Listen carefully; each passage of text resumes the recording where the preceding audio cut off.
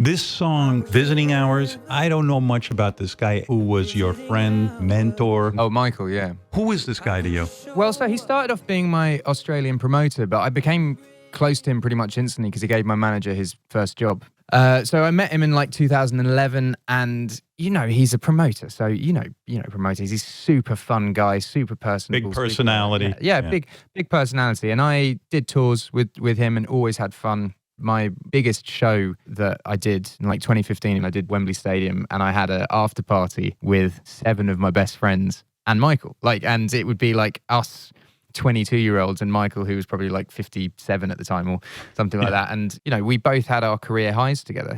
We both together sold the most tickets that had ever been sold in Australia. He, on the day that they announced it, right, it's Australian summer, and he got an ice sculpture of me made to announce that we'd sold 1 million tickets and invited all the press.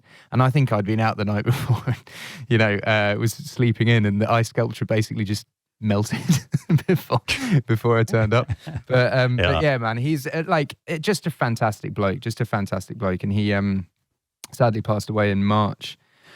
Was it a sudden thing? Was he sick for a long time, or did he just suddenly die and you never got to say goodbye to him? Yeah, it was literally that. It was, and the way that I've been talking about it in interviews is my grandparents have died, and I feel like when you're at school, everyone's grandparents are dying, so you sort of accept that that's going to happen at some point. And my grandmother got very sick in 2016, and it was like an 8-month process of her passing away, and I got to move back home and spend loads of time with her and have loads of conversations. She told me about her childhood, and we had and by the time she passed away, it was really sad, but everyone had kind of made peace with it. Whereas with Michael, I got a call at 3:00 in the morning from his son, just saying, and I knew as soon as I got the call.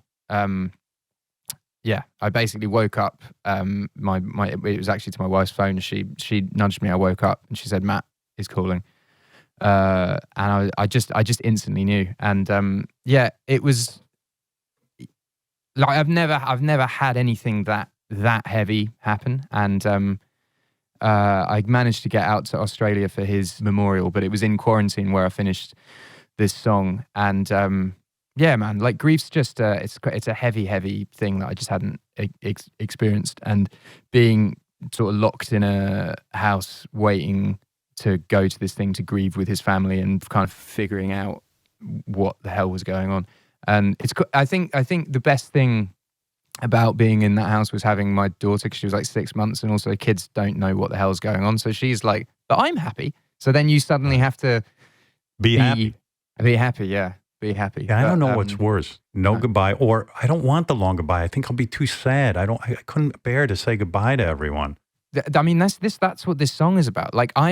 I've accepted that he's not coming back, but all I want is 5 more minutes. That's what the song's about. It's about having visiting hours where you go in and you go, hey man, I'm going to see you in 10, 20, 30, 40, 50, 60 years, whatever it is. I will see you. But before I go, this is what's going on.